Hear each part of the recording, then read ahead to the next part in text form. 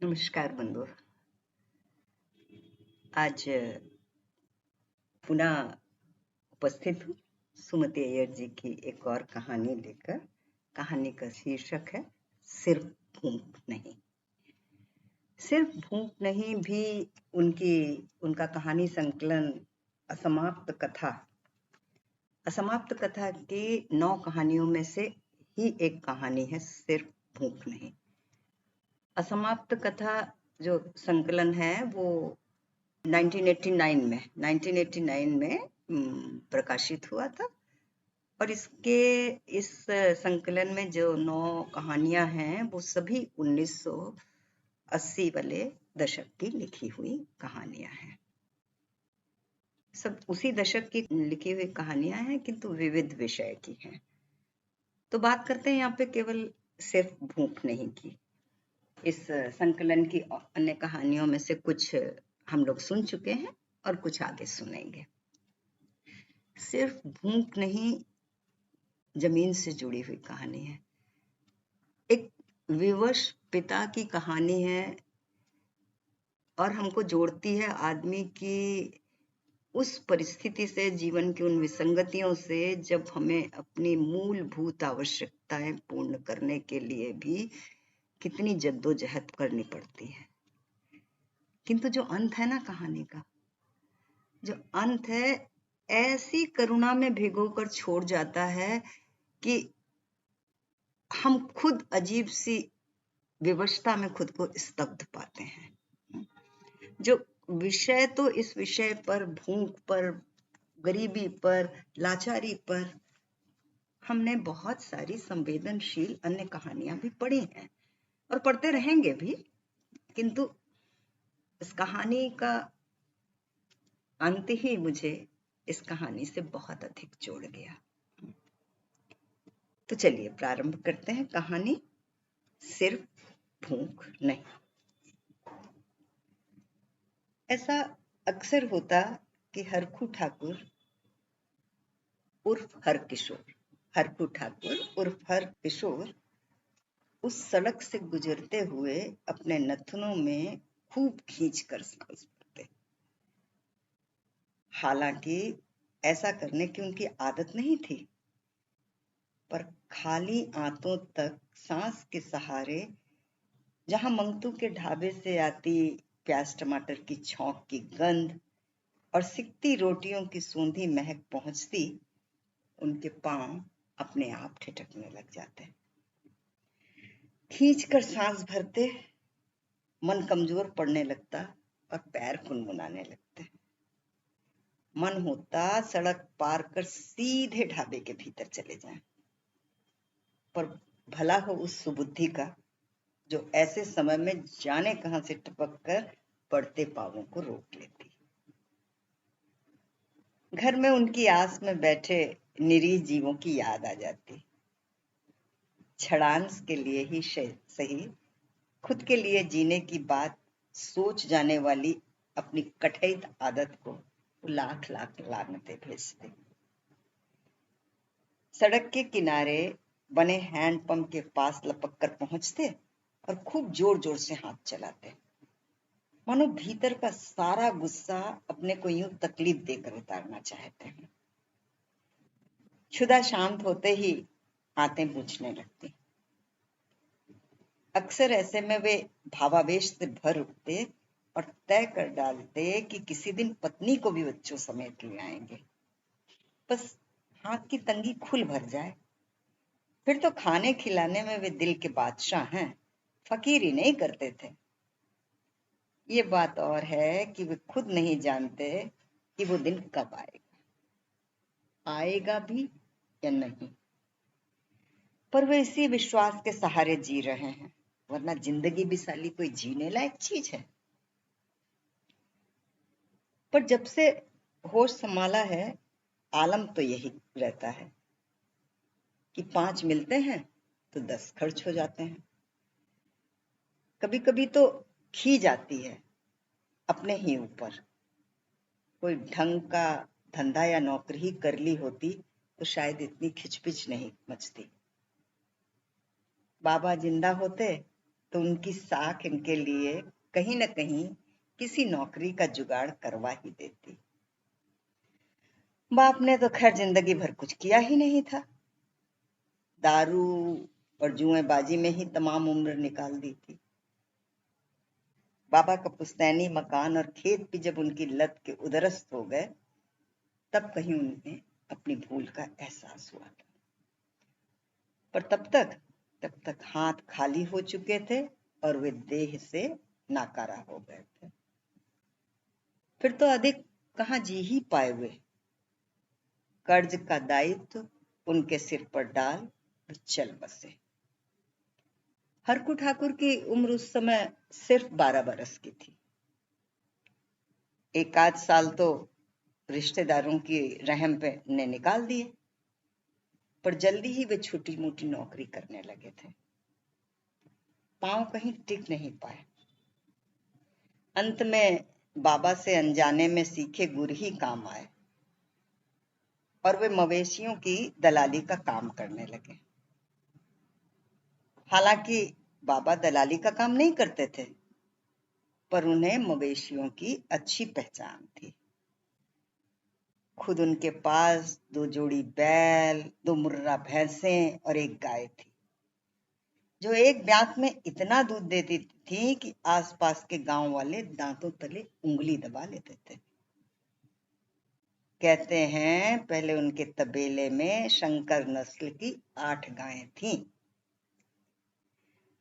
लेकिन अंत में एक ही बची थी।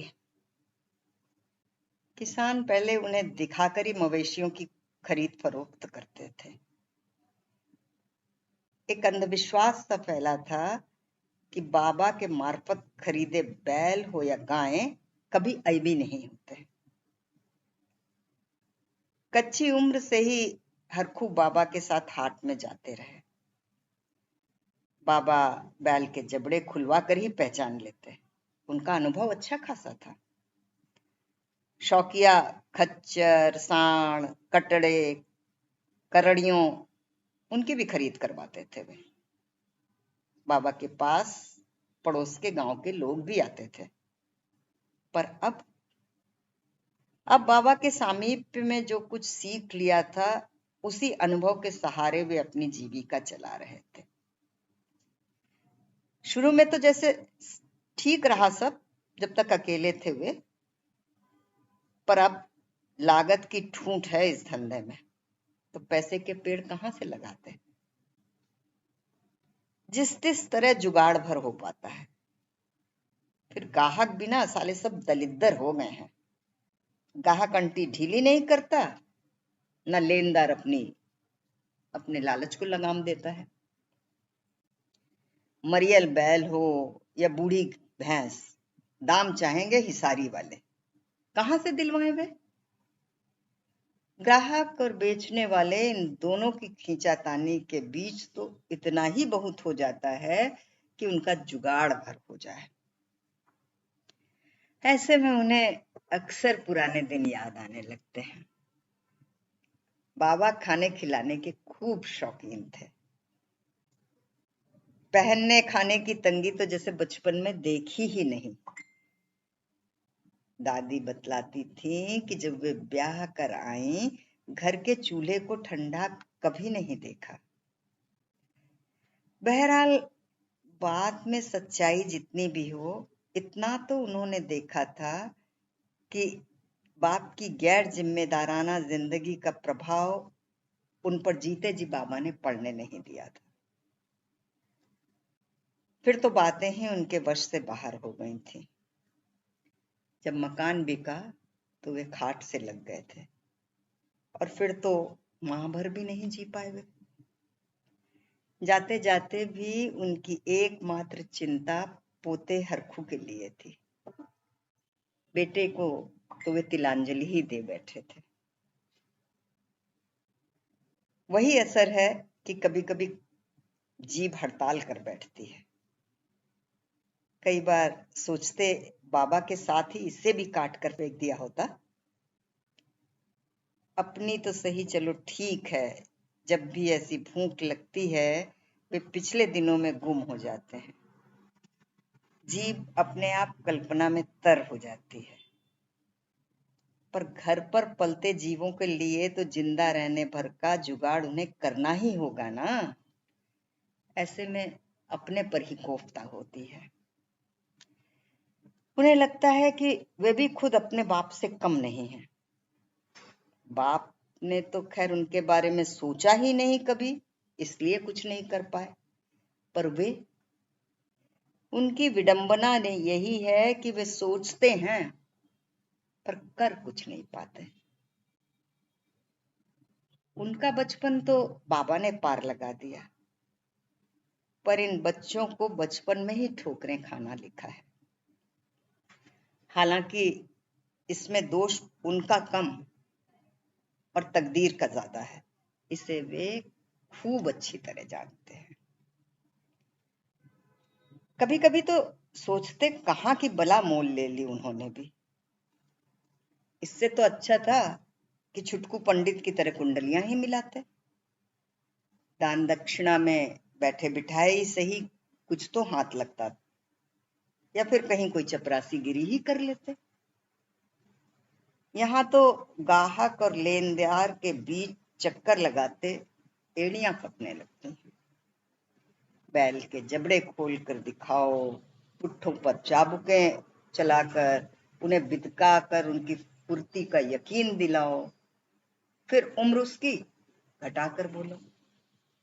गाहक पट गया तो दाम तय कराने की खिचखिच। गाय दुधारू हुई या फिर बैल ही फुर्तीला हुआ तो ठीक, वरना मरियल ढोर डंगर के लिए तो वो दौड़ धूप करनी पड़ती कि हाड़ गोड़ सब पिराने लगते। और कभी कभी तो सिर्फ दौड़ धूप ही हिस्से में आती। ऐसे में पहली गाली ना बाप के नाम ही निकलती। वो पुश्तैनी मकान भले ही 2 कमरे का आंगन हो, सिर छुपाने की जगह तो अपनी थी। खेत और अनाज से भरे कुठार याद आने लगते। फटे हाल वर्तमान से कुछ क्षणों के लिए ही सही निजात तो मिल जाता, पर सयानी होती लड़कियों की याद जैसे उनकी कल्पना को लगाम डाल देती। अब सयानी होती लल्ली का क्या करें? लड़कियां तो जैसे खरपतवार की तरह बढ़ती ही जाती। घर में अन्न का अभाव चाहे कितना भी हो, पर लड़कियों की देह का पोषण तो प्रकृति ही करती। बड़की लल्ली 4 साल हुए सयानी हो गई और उसे धोती पहनाकर घर के भीतर के हिस्से में पहुंचा दिया, पर अब तक उसके लिए नाक की लौंग तक का जुगाड़ नहीं कर पाए हैं। कान में पीतल की सफेद पड़ती बालियां हैं उसके। पहले उनका ध्यान इस तरफ कम ही जाता था, पर इधर उनके सूने अंग और भरी देह दोनों ही उनकी आंखों में गड़ने लगे।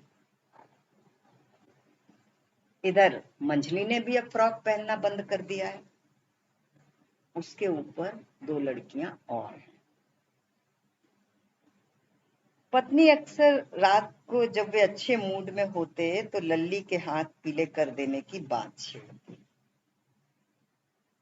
पर इस बात का जिक्र साईं की दुकान की अनचुकाई रकम या साईं के नौकर के तकाजों के बीच होता। लिहाजा जिस तरह उधारी चुकाने का प्रण वो करते, उसी तरह उधारी लल्ली के हाथ पीले कर देने की योजना भी बना डालते। फर्क सिर्फ इतना होता कि साईं की उधारी फिर भी थोड़ी बहुत चुका देते, और लल्ली का बिया गनीमत है कि साईं साईं है, कसाई नहीं बना, वरना भरे बाजार में नंगा करते हुए एकाध वाक्य बोल ही देता। हो सकता है उसमें थोड़ी बहुत भलमनसी शेष हो, या फिर बाबा के जमाने की साख रही हो कि सीधा सीधा तकाजे पर नहीं उतरता। पर जिस अंदाज से राम राम कहता है वे तो 1.5 हाथ के होकर रह जाते हैं बस। का हो हरखू ठाकुर, घरे नहीं जाना का? रामदीन पल्लेदार ने कमर सीधी करते हुए आवाज दी तो वे चौंक पड़े। जाने कितनी देर से वे फुटपाथ पर खड़े हैं। सूरज देवता तो अब मंगतू के ढाबे से लगी नीम की पुंगी तक पहुंच गए थे। 1:30 या 2 बजे का टाइम होगा, उन्होंने सोचा।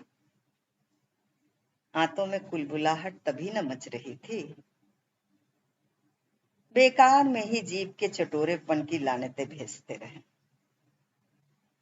हाथों में तो घड़ी फिट हो गई है, टेम पर बस घन्ना उठती है, तो जो कुछ भी मिला ठूस लिया।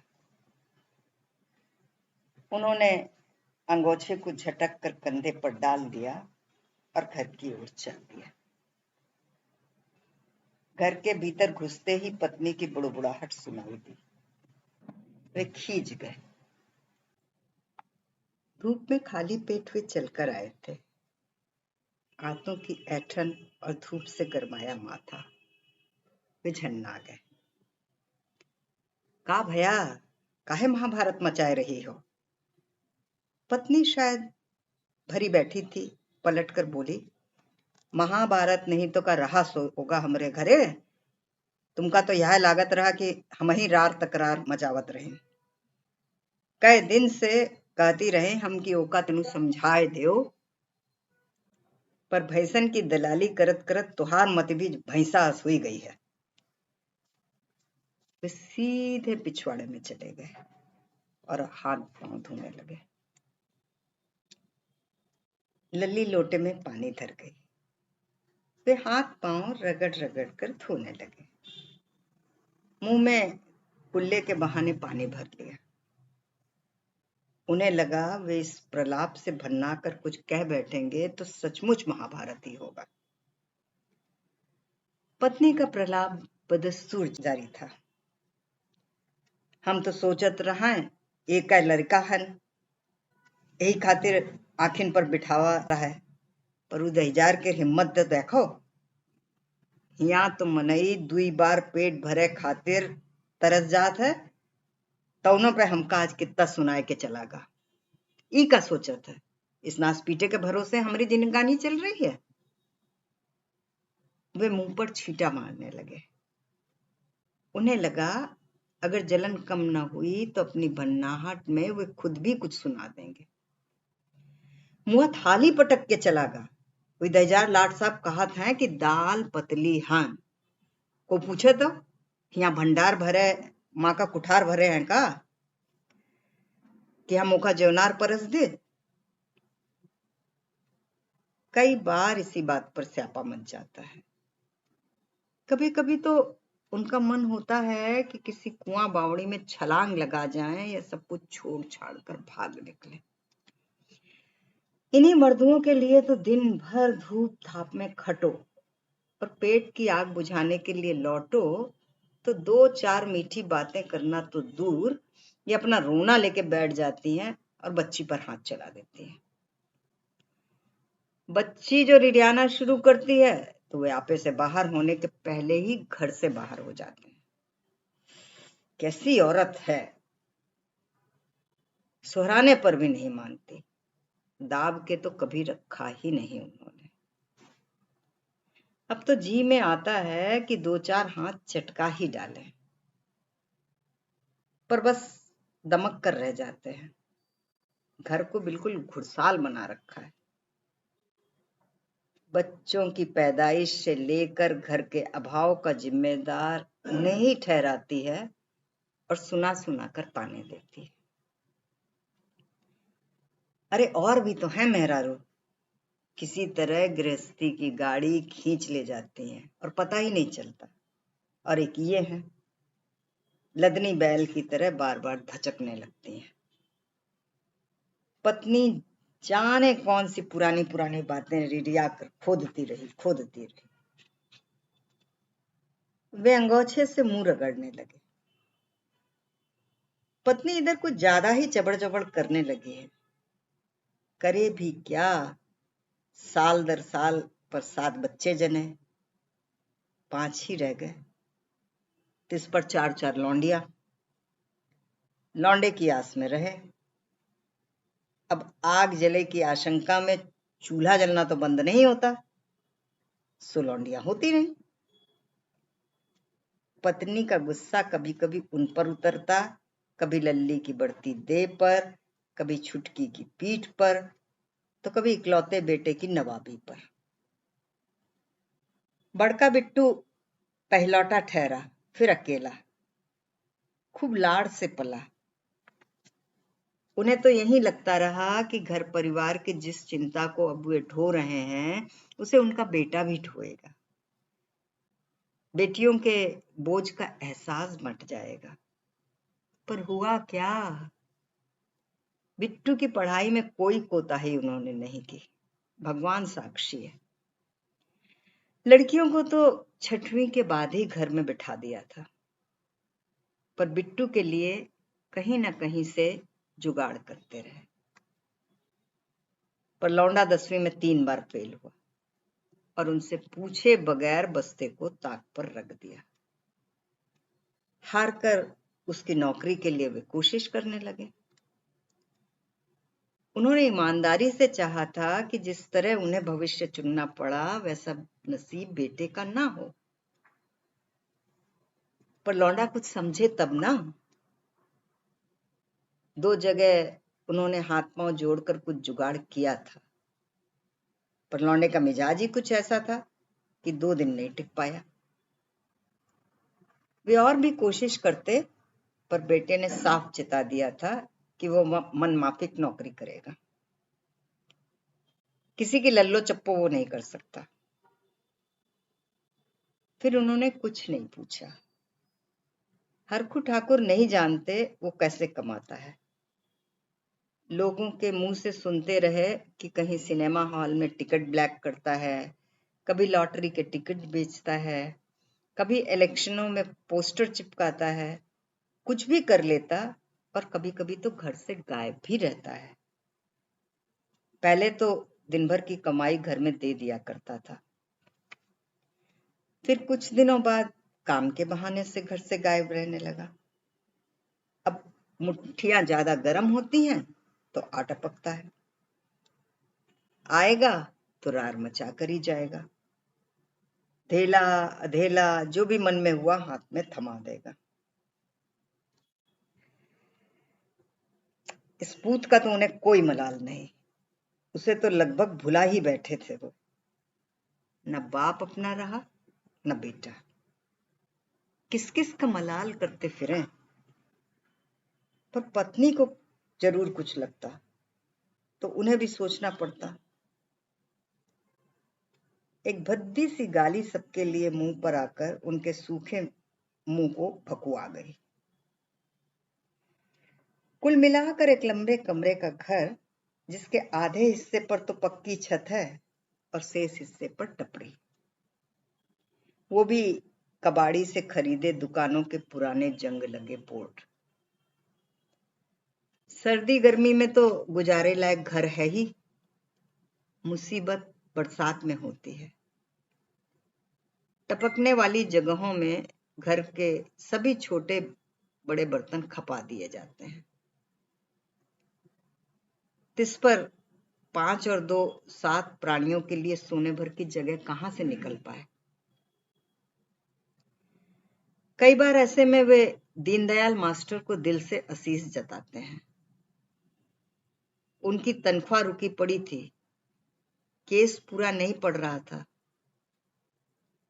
हरखू ने सोचा भला हो जाएगा, पुण्य का पुण्य और 150 अलग से। बस इसी चक्कर में ऑपरेशन करवा लिया,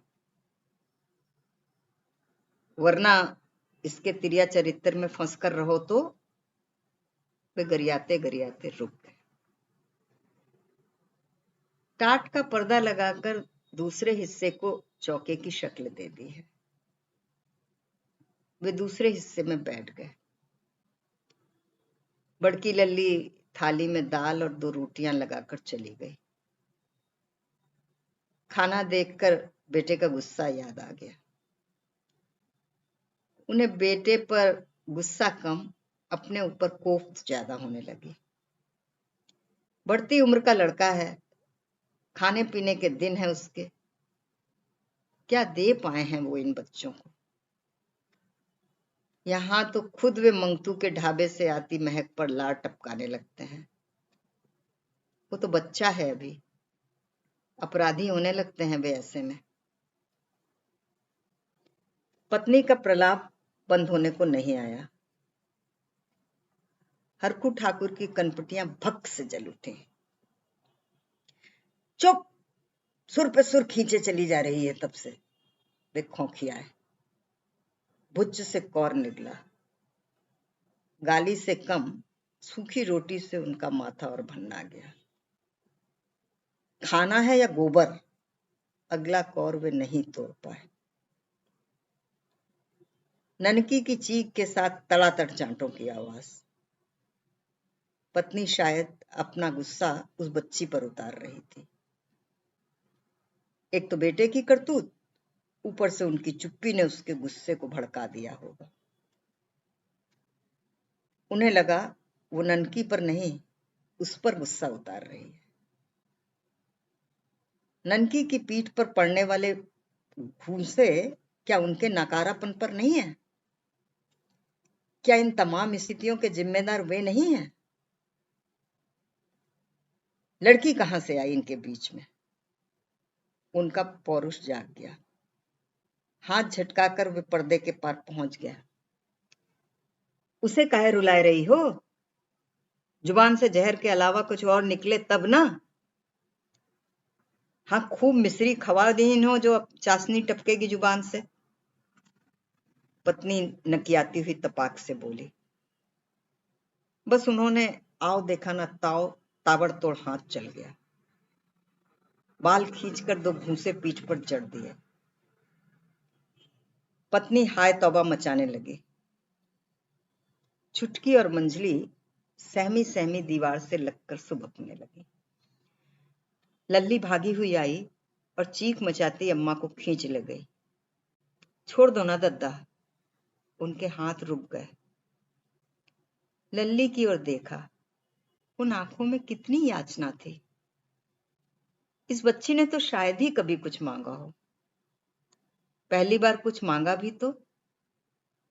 आओ आओ और मारो हमका, मरद हो ना, दिखाए दो मर्दांगनी, जाने हम भी और तोहार लड़का की भी। रात में जो दिखावत हो, छुपाए जाओ अब। लाज शर्म को घोल के पी गई हो सब। पिच से थूका उन्होंने। बच्चों के सामने, खासकर लल्ली के सामने वे एकदम छोटे पड़ गए थे। अंगोछे को झटक कर कंधे पर डालकर उल्टे पांव लौट गए। रास्ते भर भुनभुनाते रहे, मरे तो पता लगे। भीख मंगिया सबके सब। इतना जौन मिल रहा है सो भी कहां मिली तब। अक्सर ऐसे में वे घर से अनखाए ही लौटते हैं। टिनुक की गुमटी से चाय पी लेते और भूख को मार लेते। यूं वे खूब जान गए थे कि स्थिति का समाधान इस तरह तो कतई नहीं होगा। अक्सर जब आंटी गर्म होती, घर लौटते ही बच्चे उन्हें घेर लेते। पत्नी लल्ली को हड़काकर खाने की तैयारी में जुट जाती। रात को फिर लाली पाउडर लगा के बैठेगी गोड़ दबाने। खाली हाथ लौटो तो कोई पानी को नहीं पूछता। चिलचिलाती धूप, कुड़कुड़ाती आंखें। वे आकर चौक के पास लगे ठेले पर बैठ गए। ठेले वाला मुंह ढांपे सो रहा था। उन्हें देखकर मुंह पर से कपड़ा हटाया, फिर करवट लेकर ऊँघने लगा। ठेले के पास बैलगाड़ियां अक्सर खड़ी रहती हैं। मंडी पास ही है, उनके ग्राहक यहीं ज्यादा मिलते हैं। मन अभी तक कसैला था। अच्छा होता वे भी बाप की तरह अपने लिए जीते और टुन्न रहते। खामखा इन बज्जातों के लिए सोचते जा रहे हैं। इन मर्दुओं को तो रत्ती भर भी परवाह नहीं है, नाहक इन्हें पालते रहे। इन्हें तो एहसास नहीं है, बाप खुद तो पी पाकर मर खप गए, उन्हें भी जीते जी नरक में झोंक गए। घर हो आए ददुआ? ठेले वाले ने करवट लेकर पूछा। हाँ, आवाज हल्के सुर में निकली थी। ठेले वाले का ध्यान उस ओर नहीं गया, ये तो अच्छा रहा। तनी ठेले पर आंख धरे रहना, हम आवत है ना भाई। सिर हिल गया हौले से। मंडी में करने वाले पल्लेदार और ठेकेदार इस वक्त मंगतू की गुमटी में ही बैठे रहते। उन लोगों का विश्राम स्थल है। इस वक्त तक दिन की कमाई का कुछ न कुछ तो अंदाजा लग ही जाता है। निश्चिंत होने की शुरुआत इसी से वे लोग करते हैं। पर वे आज तो उनके हिस्से में लगता है सूखा ही रह जाएगा। जिस ग्राहक को पिछले हफ्ते पटाया था वो आज सुबह ही मुकर गया। कहता था कटाई के बाद बैल लेगा, हाथ तंग है उसका। उन्होंने लाख उसे मनाने की कोशिश की कि ऐसी जोड़ी बैलों की फिर नहीं मिलेगी, पर वो नहीं माना। 2-3 जगह बात चल रही है, पर कुछ तय नहीं हो पा रहा है। आंटी कल तक खाली हो जाएगी, जुगाड़ बैठाना होगा। कोई और दिन होता तो वे चिंतित हो जाते, पर आज ऐसा नहीं हुआ। तन्नाए तो थे ही, सोचा अच्छा है भूखों मरेंगे तब पता लगेगा। बाबा ऐसे में जरूर याद आते हैं। वे होते तो उनकी जिंदगी किसी और ठिकाने पर लगाकर ही रहते। आंखें सोच कर ही भरने लगे। ऐसी स्थिति में पिछले दिनों की याद गुंजलक खोलने लगती है। तब अक्सर मन होता है सब कुछ छोड़ छाड़ कर भाग ले। दद्दू, अब की हमरी खातिर एक ठो बैल खरीदवाए दो, कटाई हुई आई, कहूं से जुगत बैठा के हम लेबे। अब के घाम में हम दे न तपाई, सुबीता रहेगी, क्यों दद्दू? ठेले वाला लौट आया था। उन्होंने सिर हिला दिया, कहा कुछ नहीं। उन्हें लगा उन्हें बहलाने में पूरी दुनिया शामिल है। बचपन से ही बाबा ने उन्हें बहलाने के लिए ही तो अपनी औकात से ज्यादा लाड़ दुलार दिया। पत्नी और बच्चे भी बहलाने में शामिल हैं। एक न एक भ्रम उन्हें पकड़ाए रहते हैं। सब मतलब के हैं। आंतों की कुलबुलाहट शांत होने का नाम ही नहीं ले रही थी। अतीत की कल्पना भी उनकी भूख और गुस्से को शांत नहीं कर पाई। उन्होंने अंटी खोलकर देखी, पूरे 4 रुपए हैं और कुछ पैसे।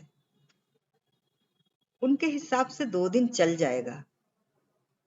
फिर कल तो शनिवार है, तीरथराम कल रुपए दे जाएगा। वादे का पक्का है। 3 जोड़ी खरीद चुका है, सब उनके दिखाए के बैल। खरा काम करते हैं, खरा, कोई ऐब नहीं। तभी तो ग्राहक भी 3 बार दौड़ा चला आता है। कह रहा था कि शनिचर की हाट जाते हुए उन्हें उनके पूरे 300 दे देगा। कल ही वे बादशाह हो जाएंगे। बादशाहत का ध्यान आते ही घर की फटेहाली और आज की घटना फिर याद आई। उन्हें लगा कि भूख उन पर हावी होती जा रही है। धीरे धीरे 1000 पांव हाथों में रेंगती हुई आंतों को जगड़ने लगी। सुबुद्धि के बल पर जिस भूख को अब तक लगाम देते रहे थे, उसी सुबुद्धि पर भीतर का गुस्सा हावी होने लगा। नीम बेहोशी की हालत में वे झटके से उठे और मंगतू के ढाबे की ओर बढ़ गए। एक बार उनके पांव ठिठके, फिर बादशाह की इसी चाल में वे चलते चले गए। गरम दाल, बैंगन का भरता, आलू मटर। वे टूट पड़े थाली पर। कुछ नहीं याद रहा, न गुस्सा, न सुबुद्धि, न कुछ दिखा।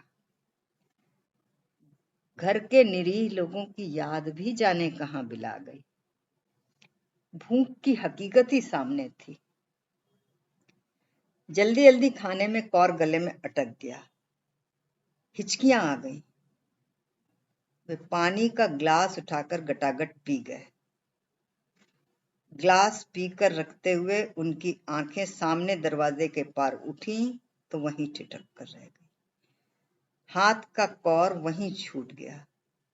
सड़क के पार नीम के दरख्त के नीचे ठेले के पास जमीन पर उकड़ू बैठी ये लल्ली ही तो है। हाँ, लल्ली और छुटकी, और हाथ में छोटी सी पोटली। घबरा कर उठे, लपक कर बाहर आए। क्या हुआ? यहाँ काहे बैठी हो? कहीं पत्नी ने कुछ? सैकड़ों प्रश्न दिमाग में रेंगने लगे। उन्हें देखकर लल्ली ने छुटकी को उठाया, जल्दी से सड़क पार कर उनके पास आ गई। दद्दू, अम्मा कहत रही तुम भुखाए ही लौट गए, इसी से खाना दया, रोटी भिजाई है, और कहती रहन शाम को पकाए के खातिर कुछ पैसे मांग लो। छुटकी ने आगे जोड़ा, हम तो तबही ना आए गए रहे दद्दू जब तुम होटल में घुसत रहो। जिज्जी कहिन कि हम हियाई बैठ जाई, दद्दू खाए के लौट आए तब चली। तुम खा लो दद्दू, हम हियाई बैठे हैं। भारी मन गुहार लगाने लगा कि जमीन फटे और सीता माई की तरह वे भी समा जाएं पाताल में।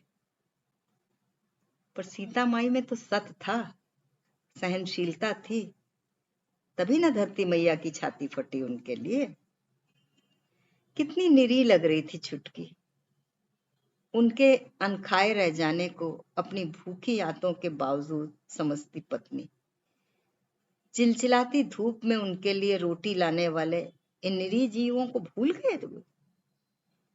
कितने निरीह लग रहे थे, मानो कह रहे थे कि दद्दू आप भले ही कुछ खा लो, हमार खातिर सूखी रोटी का तो जुगाड़ कर ही दो। डबडबाई आंखों से उन्होंने देखा कि होटल के लड़के ने उनकी थाली जूठे बर्तनों के बीच लापट की थी। तुम जाओ बिटिया, हम खुद ही शाम को कुछ लेके आ जाए, जल्दी ही आइबे। छुटकी ने सांस खींचकर भर ली और लल्ली के पीछे घिसटती हुई चलने लगी। उन्हें लगा उनके पांव बेहद भारी हो गए और वे एकदम भी नहीं चल सकते। उन्होंने देखा कि सड़क के उस पार इसी फिराक में घूम रहे 4-5 कुत्ते लपक कर आए। उनमें से एक तगड़ी कुतिया ने रोटी लपक ली और दूसरे कुत्तों को देखकर भौंकने लगी। हो सकता है दूसरे कुत्तों में तगड़ी कुतिया के पिल्ले भी, पर टुकड़े को जबड़े में के बीच में दबाए कुतिया लगातार गुर्रा कर उन्हें भगा रही थी। उन्हें लगा कि वे अगर थोड़ी देर और देखते रहे तो खौखियाती कुतिया की शक्ल में कभी उन्हें अपनी और कभी अपने बाप की शक्ल नजर आएगी। उन्हें लगा उनकी आंतों में हलचल होने लगी है और वे जल्दी से सड़क पार कर नीम के पास सिर थामकर बैठ गए। मंगतू के ढाबे की गंध उनसे अब सही नहीं जा रही थी। धन्यवाद।